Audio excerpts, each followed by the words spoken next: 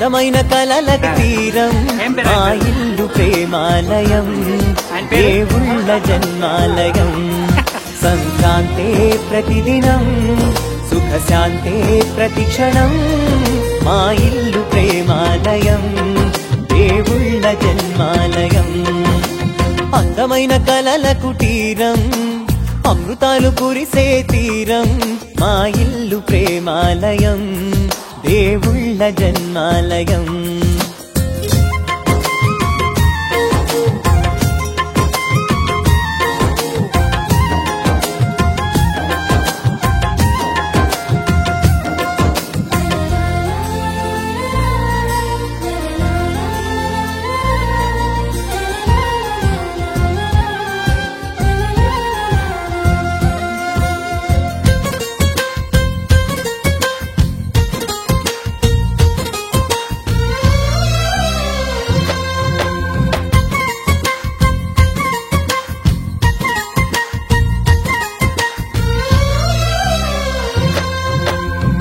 కనులు వేరు చూపులు ఒకటే తలలు వేరు తలపులు ఒకటే పంచుకున్న ప్రాణం ఒకటే ఎదలు వేరు స్పందన ఒకటే పెదవిలోని ప్రార్థన ఒకటే ఒకరికన్నా ఇష్టం ఒకరే కంగారై ఎవరున్నా ప్రతి కన్ను చెమ్మగిల్లేను కన్నీరై ఎవరున్నా 10 చేతులొచ్చి తుడిచేను సమభావం అన్నది సంసారం అయినది మా ఇల్లు మమతాలయం కవిలేని కవితాలయం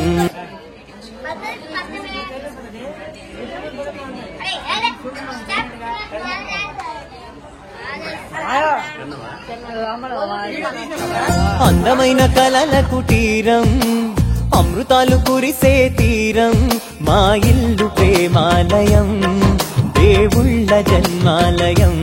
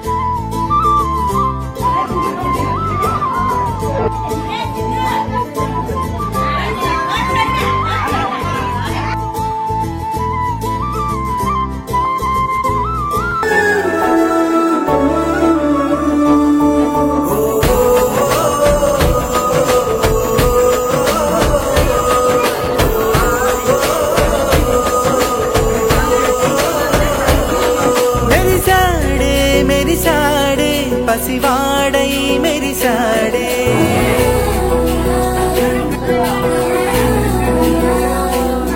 మెరిసాడే మెరిసాడే పసివాడై మెరిసాడే. మురిసాడే మురిసాడే సరదాలో మునిగాడే. తనవారే వస్తుంటే మరిచాడే. మనసంతా వెలుగే ఇక చీకటెళ్ళింది తెల్లారి నవ్వుతోనే. 10 మంది ఉండగా ప్రతిరోజు పండగే. పడి నవ్వుతుండగా ప్రతిరోజు పండగే.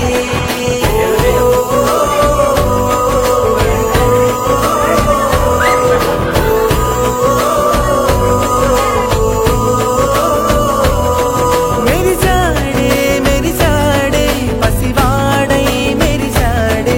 మురిసాడే మురిసాడే సరదాలో మునిగాడే.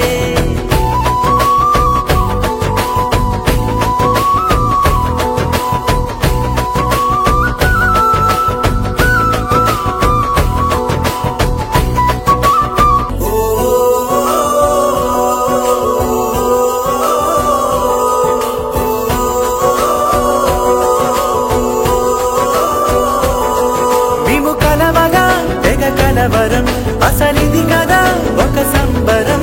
ఒక వరసలా కదిలిన క్షణం ఇక తెలియదే ఒంటరితనం. ఎన్నాళ్ళ దూరాలు కన్నోళ్ళిలా వస్తూనే పోయాయి కన్నీళ్ళిలా. ఇల్లంతా మారింది సందళ్ళుగా. మీరంతా ఉండాలి వందేళ్ళిలా. మనవారే వెనకుంటే మరణాన్ని మరిచేలే మనసంతా. ప్రేమతో ప్రతి ఒక్క కుటుంబాన్ని మా యొక్క బంధువులను అందరినీ ఆయన ప్రేమ చూపుతూ మరి అంతర్గతంగా అయితే మా ప్రేమ కుటుంబాల పట్ల మేమెంతో ఆశించి ప్రతి ఒక్కరికి మేము ఆహ్వానించాము. మొదటిగా దైవజనులు పాస్టర్ గారు స్వామి సార్కి స్తోత్రాలు చెల్లిస్తున్నాము. అలాగే ఊరు వచ్చినటువంటి నా కుటుంబ సభ్యులందరూ ఒకే కుటుంబం. మేమందరం బయట వాళ్ళైతే అందరూ కాదు. ప్రతి ఒక్కరూ కూడా అందరము రిలేషన్ కలిగి ఉన్న వాళ్ళే. అందరికీ నేను ఇన్వైట్ చేశాను, అందరూ వచ్చారు. చాలా సంతోషం. నా మెయిన్ కాన్సెప్ట్ ఏంటంటే నా బంధువులు నా స్నేహితుల్లో కొంతమంది దేవుణ్ణి ఎరగలేదు. ప్రతి ఒక్కరు కూడా దేవుణ్ణి తెలుసుకోవాలి. మన కోసం చనిపోయినటువంటి యేసుక్రీస్తు ఎవరనేది తెలుసుకోవాలని ఆశ.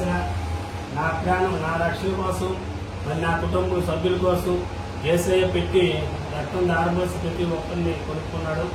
అందుని బట్టి దేవుడికి స్తుతులు చెల్లిస్తూ ఉన్నాను. మరణం వచ్చినటువంటి ప్రతి ఒక్కరికి కూడా దేవుడి నామంలో మరొకసారి వందనాలు స్తోత్రాలు చెల్లిస్తూ ఉన్నాను. మరి నా సాక్ష్యం ఏంటంటే మరి నా గత జీవితం అయితే మీ అందరికీ తెలిసినటువంటి నా జీవితం. నేను ఎలా ఉండేవాళ్ళను, ఎలాంటి పరిస్థితుల్లో నేను దేవుడిని ఆశ్రయించాను, దేవుడు ఎలాగ నన్ను పిలుచుకున్నాడు, ఆ పిలుపులో దాంట్లో ఉన్నటువంటి ఆ యొక్క ఆశ యేసుక్రీస్తుకి ఎలాగైతే ఉన్నదో అది నా పట్ల దేవుడు కనికరం చూపాడు. నన్ను నా కుటుంబాన్ని ఆయన రక్షించగలిగాడు. ఆ రక్షించినందుకు దేవునికి వందనాలు. మరి అలాగే ఈ గృహం కూడా ఇది నాది కాదు, వాస్తవానికి తాతది, మామయ్య అంతది. అది అమ్మ నాన్న శ్రమత. ఇది అమ్మ నాన్న ఇచ్చినటువంటి స్వాస్థ్యం. ఇది మాదైతే కాదు, మేమది మాదని మేము ఒప్పుకోము. దేవుడు ఇచ్చింది వారికి ఇచ్చాడు. అదే దేవుడు వారి తర్వాత నాకు కూడా ఇచ్చాడు. అందుకు దేవుడికి వందనాలు. మరి అలాగే అమ్మ నాన్న ఈ గృహంలో 6 years ఉన్నారు. అమ్మ నాన్న ఇక్కడే అదే స్థలంలో అమ్మ ఉండేది, ఇక్కడ నాన్నగారు ఉండేవారు. మేమందరము వాళ్ళు పరిచయం చేస్తున్నప్పుడు వచ్చి చూసి వెళ్ళేవారు. ఆ పరిస్థితులన్నీ దేవుడికి తెలుసు. ఏ పరిస్థితుల్లో దేవుడు మాకు అన్నింటిలో కూడా అమ్మ విషయం అయితేనేమి, నాన్నగారి విషయం అయితేనేమి, ప్రతి ఒక్క విషయంలో దేవుడి సహాయం మాత్రం చాలా బాగా చేశారు. అలాగే ఈ గృహం విషయం అయితే మాత్రము బాధపడింది ఏంటంటే ఒక పక్క సంతోషం, ఒక పక్క బాధ. అమ్మ ఉండేటప్పుడే అమ్మ నేను ఇల్లు బాగు చేస్తాను కారిపోతుందని అన్నారు. మీరు బాగు చేస్తున్నామని మేస్త్రి గారికి కూడా తీసుకుని వచ్చేటప్పుడు కూడా అమ్మ వద్దులే నాయన మీరు పిల్లలు చదువుతున్నారు మరి వద్దేసి అమ్మ అంటే కూడా సరే నేను ఆపేశాను. అయినప్పటికీ ఈ ఈ అమ్మాయిలు చనిపోయిన తర్వాత ఇల్లు బాగు చేసుకున్నాను ఆశ కలిగింది. ఆ ఆశతో ఎలాగనంటే ఆ ఆశకి కొన్ని వనరులు అవసరము. ఆ వనరులు కూడా దేవుడికి ప్రార్థన చేసినప్పుడు ప్రభువా ఇది నీ చిత్తము, ఆ గృహం ఉంది, ఆ గృహాన్ని బాగు చేసి ఎవరికైనా ఏ బిడ్డలకు అందిద్దామని ఆశతో నేను ఉన్నాను. మీరు ఆర్థిక సహాయము అన్ని వాళ్ళకి సమకూర్చండి. మరి అలాగే నాకు కావాల్సిన ఆరోగ్యం అన్ని విషయాల్లో ఇబ్బంది, ఆయుష్ ఇబ్బంది అని దేవుడికి ప్రార్థన చేస్తే దేవుడు ద్వారా తెలిసారు సార్. ద్వారా తెలిసి ప్రతి ఒక్క అవసరం కూడా దేవుడు నా గృహం పట్ల అన్ని విషయాల్లోనూ దేవుడే నన్ను ఆశీర్వదించారు. దీనికి సహాయం అయితే దేవుడైతే అలాగే మా చెల్లితమ్ముడు మేనకోళ్ళు వీళ్ళు కూడా ఇక్కడ ఉండి వచ్చినటువంటి కాపీ మేస్త్రికి అయితేనేమి నా పెయింటర్స్కి అయితేనేమి వాళ్ళు పరిశీలన చేస్తూ వాళ్ళ అవసరాలకు తగ్గట్టుగా వాళ్ళకి ఏ టైంకి ఏది ఇవ్వాలి, లంచ్ టైం లంచ్ పెట్టి టీ టైం టీ ఇచ్చి వాళ్ళు కూడా నాకు సహాయ సహకారాలు అందించారు. మా తమ్ముడు, మా మేనకోళ్ళు, మా చెల్లి, అందరికీ కూడా వీళ్ళందరి సహాయం కూడా దేవుడు నాకు అందించాడు. అందుకు నేను ఎంతవరకు చాలా సంతోషమైపోయాను. ఎందుకంటే తమ్ముడే దగ్గర ఉండి ఆ ఇల్లు పనిలోను అన్నింటిలోనూ రోజు ప్రతిరోజు మేస్త్రి ఏ అవసరం ఎలా చేస్తాను ఏంటి అనుకుని అబ్జర్వేషన్ ఉండేవారు. తనకు భోజనము వసతి మొత్తం నేను చూసుకుంటున్నారు. అన్ని విషయాల్లోనూ నా కుటుంబ సభ్యులు సహాయం చేశారు సార్. మరి దేవుడు కూడా అన్ని వనరులు సహాయం చేశారు. సంతోషంగా తప్పక కానీ బాగా అక్కడ ఏంటంటే అమ్మ నాన్న ఇప్పుడు 2 రోజులు నేను ఇంట్లో ఉంటే నా సరిపోయింది. మా నాన్న లేరు, ఇలా బాగు చేసి 4 రోజులున్నా తృప్తి అయిపోదు. ఆ అవకాశం అప్పుడు ఇస్తామంటే అమ్మ నాన్న వద్దని సార్. ఇప్పుడు ఉంది కనీసం అమ్మ ఉన్నా బాగుండు, నాన్న ఒక్కలుండే మనం బాగుండు. నాకు ఎవరూ లేకుండా అయిపోదు. కానీ గృహాన్ని బట్టి అయితే సంతోషిస్తాం కానీ అమ్మ నాన్న లేదు. అక్కడే ఉండేది అమ్మ, ఇక్కడే ఉండే నాన్న. ఇసురా అక్కడికి వెళ్తున్నాం అంటే లేదులే ఎక్కడికి వెళ్తాను వస్తున్నాను అది కూడా. ఇలాంటి శుభ సందర్భంలో ఉంటే ఇల్లు బాగు చేసుకుంటే మా అమ్మకి కూడా తాగి పని వచ్చు అన్ని నాయన అలా చేసి ఇలా చేసి అని ఎన్నో చెప్పున్నాం. నాన్న కూడా సహాయం అందించడు, ఎవరు లేరు. ఈ స్థలం చూస్తే అదొకటి బాధాకరంగా ఉంది. కానీ దేవుడు మాత్రం అన్ని విషయాలు నాకు సహాయం అందించారు, బలమిచ్చారు, శక్తి ఇచ్చారు. అన్నింటిలో దేవుడు సహాయం అందించారు కనుక దేవుడికి వందనాలు. మరి నా కోసం మీరు అందరూ ప్రయాసపడి దూర భారం నుంచి వచ్చారు. ఎంతో ప్రయాస ఆశతో కలిగి దూర భారం నుంచి వచ్చారు. అన్ని నా కుటుంబాన్ని ప్రేమించారు.